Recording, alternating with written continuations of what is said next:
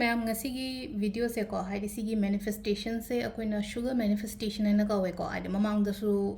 aina share di tawgram ne ado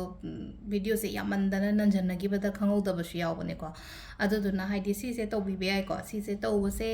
adum feedback lak pa yaw ko engon da personally call ga tawraga haidi sugar manifest taw gi bado hai tar ko poto phangare kamaina taw sige chini do ado ai dum details ta hai budi hai gem ne ko mamang da so ado ngasi su amuka na repeat tawrage ko haidi sugar manifestation to bose hai tare ko ai gi wish to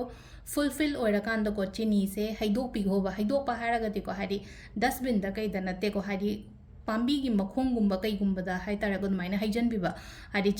chini do sai gi kakcheng na kai na cha gi na ba hai tare ko ado ko na sugar manifestation to ba da changi se khwai sugar ha ne chini le no ko ado chini se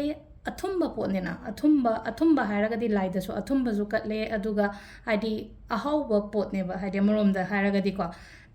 ado ngasai gi haidi sugar manifestation to ba da changa da se chini di hai hoi chini di soidana changa ni ko sugar hairam ne na aduga container ama harsine ko haidi container likli gi container lobi ko smaina hai tare ko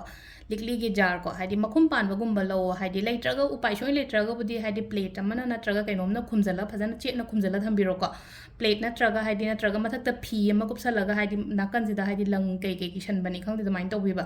adu haidi makhum pan ba container leraga di yam phare ko makhum pan ba container gumba kaino da yamna dum yon bane ko haidi akhoi gi crockery yon ba dukan gumba kai gumba haidi vishal ni khangde amani khangde ko dum batu sum yaw gani ko sugumba kaino container se ko likli gi container se ado kwai first logo da chini se lobira ko haidi chini se ina tangkhai mu tong lore dum tangkhai mu logera khitang hena logera ka sukai te ko ado hojik se ai aina pami ba pot se e se ba sida ko e raga chini se da kaino taraga haidi phumjalaga thamdoine ba ado aina adum haina ko hadi kainoma tawbo matamda intention do aigi haitar ko pura hadi ko sida chap yungna yungjalaga tawba hadi mi langi gumba da tawbi gano ithanda ga phamaga nena tana ko aduka adukan do tawbi ba haitar ko kama da thongun salaga hadi kanung do phajana singdo khotok taro ko hadi sisu manifestation makala manina haitar ko ado tawbagi numit ka harasni ko numit ama heta da tawba yai ko dum numit ama heta da tawba yai hayeng hajet kaino laktore ko hadi new moon laktore ko tangtra mari khara mada tra mari oi khram da tranga oi ani sigi marak sip dum tawbira shwe ko hadi sugar manifestation se ko hadi aina pame pot se iraga hapsan gi doine ba discard taw doina te ba hayeng pot to oi ra kan da discard taw gadam ne na ko hadi anoba ma hai tare ko hadi new moon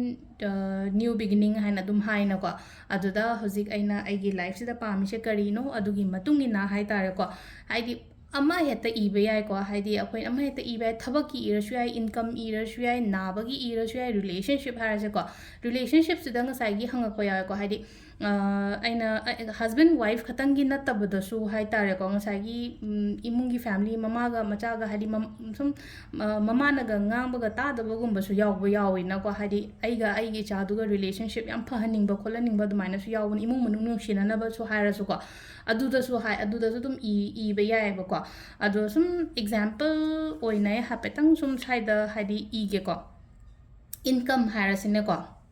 haidi income do aina pami ba amount to iyo ba sida hai tar ko suppose kaino se hai tar ko paisa se 1 lakh harasine ko yam haidi i matam do ko haigi aina si iringai timing sida ko ai wakhan je khan biyo ba haidi aigi tha magi income se lupa lakh ama ne toroko ado makhada monthly income maina thabiro sain toroko haidi sima smaina haidi aina happy ko aina ining mamong da budi ibe ai ko ado jara ko haidi paisa achu monthly income aina pame pone ba deng sai iringai timing se di khan doine ba ina hai tar ko ai tha amagi income se si se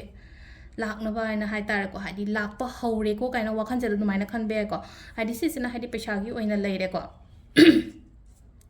relationship kaina harasine ko relationship se dum ko ai ga sida ko haidi I am having a very beautiful relationship or a healthy relationship haidi healthy relationship with my partner and harasine ko natraga hai tare ko akoina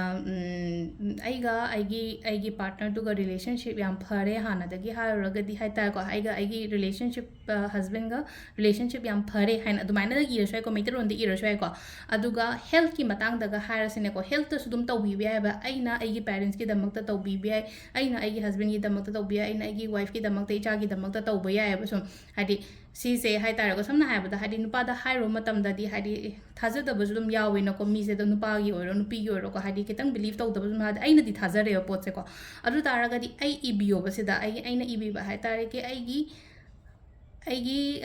ꯍꯁꯕꯦꯟ ꯅꯠꯇ꯭ꯔꯒ ꯍꯥꯏꯗꯤ ꯑꯩꯅ ꯍꯧꯖꯤꯛ ꯂꯣꯏꯅꯔꯤꯕ ꯃꯤꯗꯣ ꯍꯥꯏꯇꯥꯔꯦꯀꯣ ꯑꯩꯈꯣꯏꯒꯤ ꯄꯦꯔꯦꯟꯁꯅꯦ ꯍꯥꯏꯔꯁꯤꯅꯀꯣ ꯑꯩꯈꯣꯏꯒꯤ ꯕꯕꯥꯒꯤ ꯏꯃꯥꯒꯤ ꯍꯦꯜꯊꯁꯦ ꯌꯥꯝ ꯐꯔꯦ ꯍꯥꯏꯅ ꯈꯜꯂꯒ ꯑꯗꯨꯃꯥꯏꯅ ꯏꯕ ꯌꯥꯏꯕ ꯁꯤꯗꯀꯣ ꯍꯦꯜꯊꯀꯤꯁꯦ ꯍꯥꯏꯗꯤ ꯃꯣꯏꯗꯣ ꯌꯥꯝꯅ ꯍꯦꯜꯗꯤ ꯑꯣꯏꯔꯦ ꯍꯥꯟꯅꯗꯒꯤ ꯍꯥꯏꯔꯨꯔꯒꯗꯤ ꯀꯥꯏꯅꯒ ꯇꯧꯔꯒ ꯑꯗꯨꯃꯥꯏꯅꯀꯣ ꯁꯤꯗ ꯏꯕ ꯌꯥꯏꯀꯣ ꯑꯗꯣ ꯁꯨꯝ ꯑꯗꯒꯤ ꯖꯣꯕꯀꯤ ꯍꯥꯏꯔꯁꯤꯅꯀꯣ ꯖꯣꯕꯀꯤ ꯍꯥꯏꯔꯁꯤꯅ ꯍꯥꯏꯔꯒꯅ ꯀꯃꯥꯏꯅ ꯇꯧꯒꯦ ꯍꯥꯏꯗ I am working ko haidi I am working with haidi dash company ko haidi aina pamiba company natraga aina pamiba department do I am working with haidi samna haibada government kaino gumba ga sum yam desire tawraga leiboi taraga du ibi ba haidi ai du da haidi work tawre khotle na hai tare ko dumai tawraga haidi saga lo sai iringai timing si da ko wakhan si da khan ba hai tare ko job to khale ado haise hayeng hangsetagi office ka ba hodoine kari shet kani first day khot ka haidi adugi wakhan mayam du loina visualize tawdoine ba khoina haidi matam se yo haidi ꯂꯥꯛꯇ꯭ꯔꯤꯕ ꯄꯣꯠꯇꯣ ꯍꯥꯏꯗꯤ ꯂꯥꯛꯑꯦ ꯍꯥꯏꯕꯒꯤ ꯀꯩꯅꯣꯗ ꯍꯥꯏꯇꯥꯔꯦꯀꯣ ꯔꯤꯂꯦꯁꯟꯁꯤꯞꯀꯤ ꯉꯁꯥꯏ ꯑꯩꯅꯒ ꯍꯥꯏꯈꯤꯕꯗꯣ ꯔꯤꯂꯦꯁꯟꯁꯤꯞꯁꯦ ꯍꯥꯏꯇꯥꯔꯦꯀꯣ ꯐꯒꯠꯂꯛꯑꯦ ꯍꯥꯏꯕꯒꯤ ꯀꯩꯅꯣꯗꯁꯨꯀꯣ ꯑꯗꯨꯃꯥꯏꯅ ꯇꯧꯔ ꯏꯕꯤꯕ ꯍꯥꯏꯇꯥꯔꯦꯀꯣ ꯁꯤꯗ ꯁꯨꯃꯥꯏꯅ ꯃꯈꯜ ꯃꯌꯥꯝ ꯏꯔꯒ ꯍꯥꯏꯇꯥꯔꯦꯀꯣ ꯍꯥꯏꯗꯤ ꯆꯤꯠꯁꯦ ꯑꯩꯅ ꯑꯍꯨꯝꯗꯤ ꯁꯦꯝꯃꯦꯀꯣ ꯁꯤꯗ ꯑꯍꯨꯝ ꯅꯠꯇ꯭ꯔꯒ ꯃꯉꯥꯒꯨꯝꯕ ꯑꯗꯨꯃꯥꯏꯅ ꯁꯦꯝꯕ ꯌꯥꯏꯀꯣ ꯑꯗꯣ ꯑꯍꯨꯝꯒꯨꯝꯕ ꯑꯗꯨꯝ ꯁꯦꯝꯕꯤꯔꯣ ꯑꯍꯨꯝꯁꯦ ꯁꯦꯝꯃꯒ ꯁꯤꯁꯦ ꯑꯗꯨꯒꯅꯦ ꯑꯩ ꯉꯁꯥꯏꯒꯤ ꯁꯤꯗ ꯍꯥꯏꯐꯦꯠ ꯍꯥꯏꯔꯦꯀꯣ ꯍꯥꯏꯗꯤ 1 lakh ꯀꯩꯃꯨꯛ ꯑꯩꯅ ꯇꯥꯟꯕ ꯈꯣꯠꯄ ꯀꯥꯏꯅ ꯁꯨꯃꯥꯏꯅ ꯇꯧꯔꯁꯦ ꯆꯦꯁꯦ ꯐꯣꯜ ꯇꯧꯁꯤꯜꯂꯁꯦꯕ ꯑꯗꯨꯝ ꯍꯥꯏꯗꯤ ꯄꯦꯄꯔ ꯐꯣꯜꯗꯤꯡꯁꯦ ꯈꯪꯉꯤꯅꯀꯣ ꯑꯩꯔꯣꯝꯗ ꯑꯩꯅ ꯄꯥꯝꯕ ꯄꯣꯠ ꯑꯣꯏꯇꯥꯔꯗꯤ ꯑꯩꯔꯣꯝꯗ ꯑꯩꯅ ꯄꯥꯝꯗꯕ ꯆꯠꯍꯟꯅꯤꯡꯈꯤꯕ ꯑꯣꯏꯇꯥꯔꯗꯤ ꯑꯁꯣꯝ ꯁꯥꯏꯗꯇ ꯐꯣꯜ ꯇꯧꯕ ꯄꯦꯄꯔꯁꯦ ꯐꯣꯜ ꯇꯧꯔꯅꯤꯀꯣ ꯁꯣꯝ ꯁꯥꯏꯗꯇ ꯑꯗꯨꯒ ꯑꯩ ꯑꯃꯈꯛꯇꯪ ꯁꯦꯝꯃꯦꯀꯣ ꯑꯗꯨꯒ ꯀꯃꯥꯏꯅ ꯇꯧꯒꯦꯗꯒꯦ ꯍꯥꯏ ꯀꯥꯟꯁꯤꯗ ꯑꯩꯒꯤ ꯆꯤꯅꯤ ꯀꯧꯇꯥꯁꯤꯗ ꯍꯥꯏꯇꯥꯔꯦꯀꯣ ꯐꯨꯝꯖꯜꯂꯒ ꯆꯤꯅꯤꯁꯤꯅ ꯐꯨꯝꯖꯜꯂ ꯊꯝꯈ꯭ꯔꯁꯦꯕꯀꯣ ꯑꯗꯨꯒ ꯃꯈꯨꯝꯁꯦ ꯈꯨꯝꯖꯜꯂꯅꯤ ꯐꯖꯅ ꯃꯈꯨꯝ ꯈꯨꯝꯖꯜꯂꯒ ꯁꯤꯁꯦ ꯎꯔꯣꯏꯗꯕ ꯖꯒꯥ ꯑꯃꯗ ꯊꯝꯈ꯭ꯔꯣ ꯑꯩꯅ ꯉꯥꯛꯇ ꯎꯔꯣꯏꯗꯕ ꯍꯥꯏꯔꯒꯗꯤ ꯀꯃꯥꯏꯅꯅꯣ ꯍꯥꯏ ꯀꯥꯟꯁꯤꯗ ꯑꯩꯈꯣꯏꯅ ꯀꯣꯟ ꯊꯝꯕ ꯍꯥꯏꯗꯤ ꯁꯣ ꯕꯣꯛꯁꯀꯨꯝꯕꯅꯦ ꯍꯥꯏꯔꯁꯦꯀꯣ ꯍꯥꯏꯗꯤ ꯀꯣꯟ ꯊꯝꯕ ꯃꯌꯥꯝꯗꯨꯒꯤ ꯃꯅꯤꯡꯗꯒ ꯏꯟꯖꯟꯒꯣꯕ ꯁꯤꯗ ꯃꯅꯤꯡꯗ ꯏꯟꯖꯟꯈ꯭ꯔꯗꯤ ꯉꯥꯛꯇ ꯎꯗ꯭ꯔꯦꯅ ꯑꯩꯈꯣꯏꯅ ꯄꯣꯠꯇꯣ ꯍꯥꯏꯗꯤ ꯑꯩꯅ ꯑꯋꯥꯡꯕꯗꯒ ꯊꯥꯡꯒꯠꯂꯒ ꯊꯝꯕ ꯍꯥꯏꯇꯥꯔꯦꯀꯣ ꯁꯨꯃꯥꯏꯅ ꯇꯧꯔꯒ ꯑꯗꯣ ꯑꯩ ꯏꯁꯥꯃꯛꯁꯨ ꯁꯨꯒ ꯃꯦꯅꯤꯐꯦꯁꯇꯦꯁꯟ ꯇꯧꯏꯀꯣ ꯑꯩꯅ ꯊꯥꯏꯅ ꯁꯨꯝ ꯍꯧꯔꯛꯄ ꯃꯇꯝꯗ ꯍꯥꯏꯇꯥꯔꯦꯀꯣ ꯍꯧꯔꯛꯄ ꯃꯇꯝꯗ ꯍꯥꯏꯔꯒꯗꯤ ꯑꯩꯅ ꯇꯦꯔꯣ ꯔꯤꯗꯤꯡꯒꯨꯝꯕ ꯑꯗꯨꯝ ꯑꯩ ꯁꯛꯁꯦꯁ ꯁ꯭ꯇꯣꯔꯤ ꯍꯥꯏꯇꯥꯔꯦ ꯏꯁꯥꯃꯛꯀꯤ ꯍꯥꯏꯇꯥꯔꯦꯀꯣ ꯑꯩꯅ ꯁꯨꯒ ꯃꯦꯅꯤꯐꯦꯁꯇꯦꯁꯟ ꯇꯧꯕ ꯃꯇꯝꯁꯦ ꯑꯩꯅ ꯁꯨꯝ ꯏꯁꯥꯅ ꯁꯨꯝ ꯅꯤꯈꯤꯕꯗꯣ ꯍꯥꯏꯇꯥꯔꯦꯀꯣ ꯍꯥꯏꯗꯤ ꯗꯦꯂꯤ ꯀꯟꯁꯜꯇꯦꯁꯟ ꯀꯥꯏꯅꯒ ꯇꯧꯔꯒ ꯍꯥꯏꯇꯥꯔꯦꯀꯣ ꯑꯗꯣ ꯍꯥꯏꯗꯤ ꯏꯁꯣꯔꯅ ꯆꯥꯟꯕꯤꯗꯅ ꯍꯥꯏꯇꯥꯔꯦ ꯑꯩ ꯀꯟꯁꯜꯇꯦꯁꯟ ꯑꯗꯨꯝ ꯅꯨꯡꯇꯤꯒꯤ ꯑꯗꯨꯝ ꯑꯃ ꯅꯠꯇ꯭ꯔꯒ ꯑꯅꯤ ꯑꯃ ꯑꯗꯨꯃꯥꯏꯅ ꯑꯗꯨꯝ ꯂꯥꯛꯆꯕꯗꯣ ꯑꯗꯨꯃꯥꯏꯅ ꯍꯥꯏꯇꯥꯔꯦꯀꯣ ꯑꯩꯅ ꯁꯨꯝ ꯑꯩꯅ ꯃꯇꯝ ꯑꯃ ꯑꯗꯣ ꯑꯩꯅ ꯆꯤꯅꯤꯒꯤ ꯀꯧꯇꯥꯁꯦ ꯀꯩꯅꯣꯅꯦꯅ ꯑꯩꯅꯀꯣ ꯍꯥꯏꯗꯤ ꯀꯣꯟ ꯊꯝꯐꯝ ꯖꯒꯥꯗꯣ ꯑꯩꯅ ꯌꯦꯡꯀꯥꯟꯗ ꯌꯥꯎꯔꯝꯕꯗꯣ ꯅꯣꯡꯃ ꯑꯩꯅ ꯐꯥꯛꯇꯣꯛꯑ ꯌꯦꯡꯕꯗꯣ ꯉꯁꯥꯏꯒꯤ ꯆꯦꯗꯣ ꯍꯥꯏꯗꯤ ꯑꯩꯅ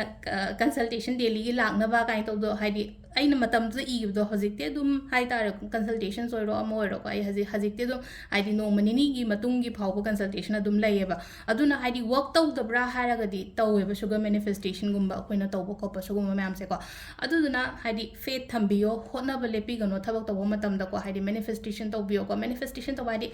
एनर्जी हाई अफबरोम पुरक्नबगीदमक्तने अꯩꯅ पामे पोटसे हाइतारेको हाइदि अइदो फंगनी ओइगनी हाइबगी बिलीफ तनेबा सिदा अइना मैनिफेस्टेशन अदुम हाइजेको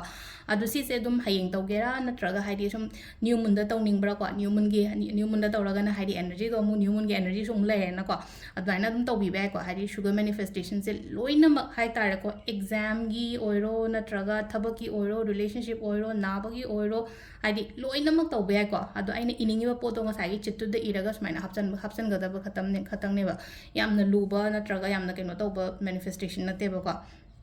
अदो सिदा लेरे ngasiगी अखोगी शुगर मैनिफेस्टेशन गी वीडियो से को थैंक यू